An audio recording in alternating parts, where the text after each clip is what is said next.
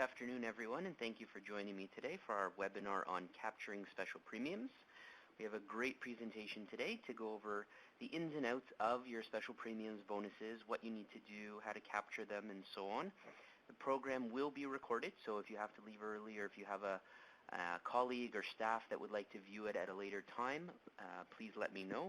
We'll have a recording within a short period of time after the presentation. Be happy to send it to you. As well, we do have many links on our website that will have access to not only this video, but other webinars as well that we've held in the past. So let's go ahead and get started. And if you do have any questions, I'll have my details provided at the end. You're more than welcome and encouraged to either give me a call or send me an email to go through your questions. All right. So we do have a number of new members on our webinar today. So just a quick snippet about what CIRRUS does. We're headquartered in Toronto. We have two major components to our company is office lease negotiations for both dental and medical, and the healthcare consulting, billing support, operational consulting for physicians. And we do, again, work with both physicians on a group level or individual. So, you know, it doesn't have to be an all or none type deal. If you are in a group and only you're interested in working with us or a couple of you are interested, by all means, we're happy to connect and see what we can do to help you better optimize your practice. So some quick facts to start. Physicians in Ontario are better compensated than anywhere else in Canada, contrary to popular belief and with everything going on with the Ministry and OMA negotiations. More than 75% of physicians say their pay does not align with the care they deliver. And what does that mean? It means you guys are providing the service, you're providing the care to your patients, but your paychecks don't look right. You know, there's codes that are being rejected, or you're not billing the right codes at the right time, and you're just not getting what you should be getting. And you guys are not strategic necessarily about how you're getting paid, because the ministry makes it very complicated, and that's definitely something that we deal with on a daily basis, is questions from physicians that say, well, I don't understand why I'm not being paid, or I don't understand, you know, when to bill this or when to bill that. And that's what we're here for. We're here to decipher and decode the ministry's schedule of benefits and any other bulletins that they put out to help you figure out what to do at the right time. So the purpose of today's program is to increase your understanding of the special premiums categories and to leave you with a much clearer picture of how to optimize your practice through the special premiums income stream, which is one of 6. So as I said, one of 6, roughly, you know, the smallest portion, although there is almost $40,000 available to you guys, not many physicians capture anywhere close to that because it's just not the type of practice that they provide. They don't necessarily provide care in all the 8 categories that are available. And as we go across, let's take a look at what categories are available to you guys. So for those in the FO model, all 8 are available. There might be some of you in the FIG model or coming from the FIG, so you'll know. Those are the ones that are in orange. So once you move into the FO, you have the hospital, office procedures, prenatal that are added to the list.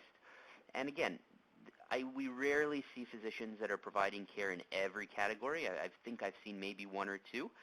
But there are physicians that provide a good number of services across all these categories. And there's others that really are only going to do one, whether it's prenatal or serious mental illness. You know, doesn't really matter. But, you know, if you have opportunities to provide care within your realm, you know, within your scope of work currently within one of these categories, then you might as well take advantage of it. And we're not going to go out and say, you know, if you're not doing labor and delivery now that you should because there's an $8,000 bonus. That's definitely not. We want you to make sure that if you are providing care in that category, that you are billing the right codes at the right times in order to get that bonus. And the same for prenatal, serious mental illness, and across the board. We just want to make sure that you're doing the right thing at the right time. So a little bit about hospital services. So the bonus is paid when services are provided to both enrolled and non-enrolled patients. You have to complete $2,000 worth of service within the hospital of the codes listed on the right there in order to receive a $5,000 bonus. Now, there are some additional bonuses paid out if you're working up in a rural area, but again, that's very, very few of you that are going to be doing that, and if it is something that you're interested in learning about, by all means, please let me know. So labor and delivery, also both enrolled and non-enrolled patients are eligible. If you provide 5 or more services to the or 5 or more patients, you'll receive a $5,000 bonus, and 23 or more patients is an $8,000 bonus. So again, very high dollar values on the bonus levels, but if it's not something that you guys do, then it's not something that we're going to push on you. But if you are, make sure that you're billing those P codes at the right times. Now, office procedures. This one is a tricky one. This one is only for enrolled patients, and $1,200 worth of services and a $2,000 bonus level. There are a ton of services listed there, obviously, as you can see, most of the Z codes. And again, it's something that there's physicians that do a lot of it, and there's physicians that don't do anything, and then a few in between. What we're hoping to make sure that you're aware of is that you don't come within, a very small amount. I mean, we've seen physicians come within literal cents of the $1,200, like 30 cents or something, the way it worked out, and he didn't get the bonus for that. So we, made sure that there was we checked which patients were provided the service, whether they were enrolled and non-enrolled, whether they were non-enrolled patients that received those services, and we made sure that those patients got enrolled in order to get that bonus, because clearly you're providing, comprehensive care to these patients. They should be on your roster, and you should be able to get the bonus for that. So it's very important to keep track, and it does show you on a monthly basis on your RA how much you've contributed, both on a year-to-date level and on a month-to-date. So it's something that we pay close attention to, and if you aren't one of our clients and you are looking at it, it is good that you are looking at it and making sure that you're doing what you need to do in order to get that bonus if you're providing the service. Now, for palliative care, both non-enrolled and enrolled patients are eligible.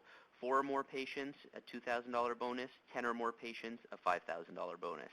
Now, this one is a tough one. Obviously, you can't predict how many patients you're going to have that are potentially going to be palliative. But if you do have them and you are providing the service, whether it's in the hospital or whether it's in their home or in the office, whatever the case may be, make sure that you're billing the right codes. The K023 is the most common. Obviously, that's the easiest one to bill when seeing patients that are palliative. But there are others, especially for some home visits as well. So just want to make sure that you guys are aware and billing those as needed. For home visits, so there's 3 threshold levels that you can see right down the middle there. 3 patients, 12 services. 6 patients, 24 services. 17 patients, 68 services. And 32 patients, 128 services. Now, that's not to say you can't see, for the top level there, 128 patients and see them each once. That's definitely doable. Sometimes it might be a little bit difficult. But again, both non-enrolled and enrolled patients are eligible for the bonus levels from $1,500 all the way up to $8,000. And again, this is something that as the population ages, I believe we're seeing a little bit more physicians that are going out and seeing those patients, whether it's, a handful of patients and they're getting that, 3 patient, 12 services bonus level. That's great. That's an extra $1,500. And then you're also getting paid every time you go out and see them. So it definitely works out in your favor in most cases to do that. But if you are wondering, whether or not it makes sense to have a patient enrolled or not, and whether to see them, fee-for-service or in the home or in the office, we're happy to help with sort of that cost-benefit analysis of when should I roster, when should I not, when should I see them at home, when should I not, and figure out whether it makes sense financially to invest a little bit more time in providing home visits.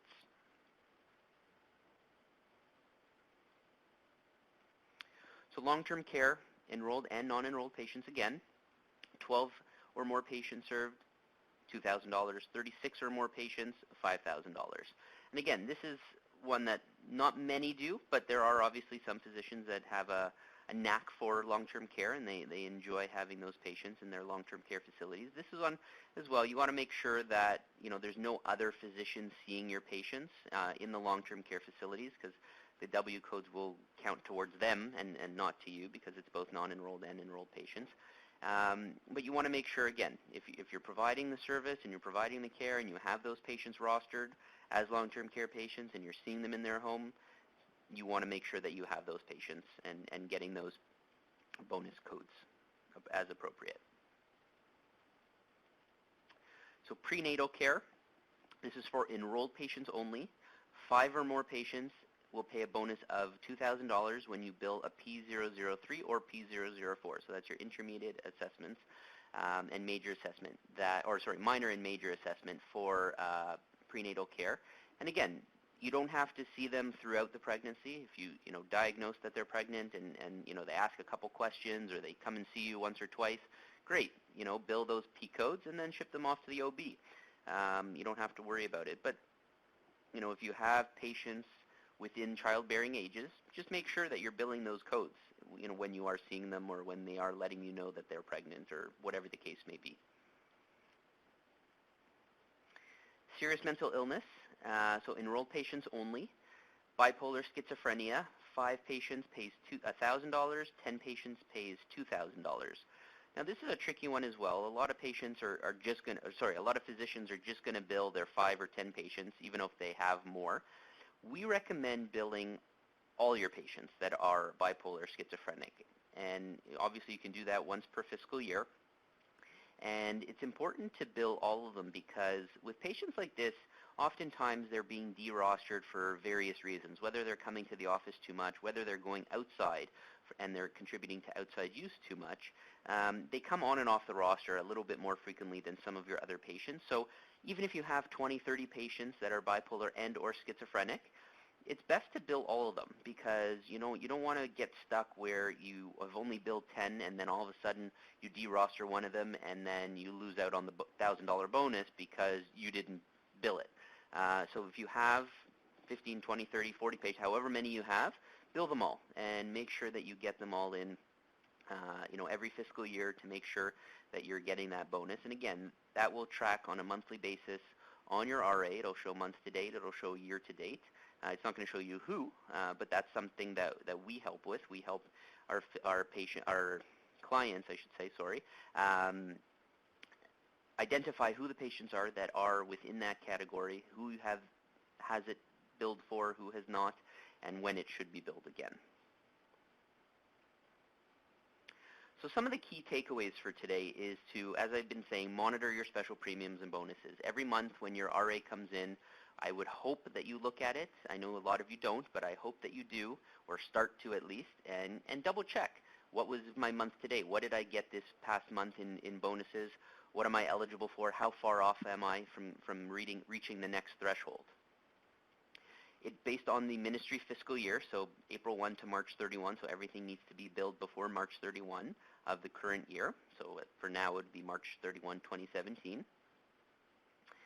It is a great way to broaden your scope of work. So if it's something, maybe you're leaning towards the end of your career and you've slowed down in various areas, but you're, getting bored or you want to change or something like that, it's a great way to earn a little bit more and provide extra services, maybe to your patients, maybe to the community. Maybe you want to start doing long-term care. Great. Go to a long-term care facility and ask if there's an opportunity there. Provide home visits. Whatever the case may be, it's a great opportunity to get out there and do a little bit more and increase your income. Utilize our ongoing reporting. So again, for those of you that are clients and those of you that are potential or thinking about it, our reporting, we do special premiums reporting on a very regular basis. At minimum, we do it twice a year, but with most of our clients that we do meet with on a monthly basis, we give that update on the monthly basis. But those that we don't meet with as frequently, you for sure get an update twice a year, midway through the year and towards the end of the fiscal, just so you guys are aware of what bonuses you're close to or what bonuses you've achieved, to make sure that everything is being done appropriately. So that brings us to the end of our presentation for today. It's nice and quick. I really do appreciate you taking the time out to join me. I hope it was informative. I hope you learned a lot and will be able to join us again for our next one. If you do have any questions, my contact details are there, email, phone number. I'm happy to answer any questions that you may have. And if you're interested in more of our services, I would be happy to speak with you about that, maybe come out and meet with you or your group, and to see what we can do for you as a whole. So again, thank you very much for your time, and I will speak to you soon.